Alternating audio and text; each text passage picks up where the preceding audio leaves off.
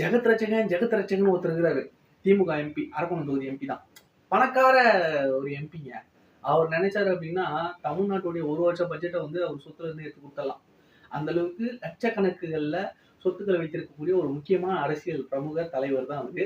அவரு அந்நிய செலாவரி இந்த பிரச்சனைகள்லாம் ஈடுபட்டதா, வெளிநாட்டு முதலீடுகளை ஆர்பிஐ கிட்ட பர்மிஷன் வாங்காம செஞ்சதா, அளவுக்கு அதிகமா வந்து வருமானத்துக்கு அதிகமா சொத்து சேர்த்ததா, இந்த மாதிரி பல விஷயங்கள்ல வந்து மாட்டி ரைடு நடந்து, இந்த ரைடு வந்து நிறைய பூர்வாங்க ஆதாரங்கள் கிடைச்சி 67 கோடிக்கு மேல அவருடைய சொத்துக்கள் வந்து ஈடி முடக்கி இருக்கு.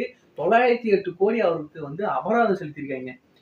அபராதமே 908 கோடினா அப்போ அதிகமான வருமானம் எவ்வளவு அப்படின்றது தான் எனக்கு ஒண்ணுமே புரியல. ஐயா என்னங்க அது எனக்கு ஒண்ணும் புரியலையான்ற மாதிரி தான் இருக்கு.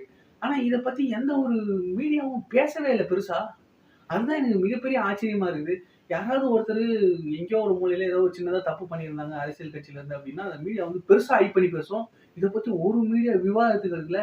என்னங்க இப்படிப்பட்ட ஒரு ஆளு கவர்மெண்ட்ட ஏமாத்தி சொத்து சேர்த்திருக்காரு. கவர்மெண்ட்ட ஏமாத்தி வெளிநாடுகள்ல முதலீடு பண்ணியிருக்காரு.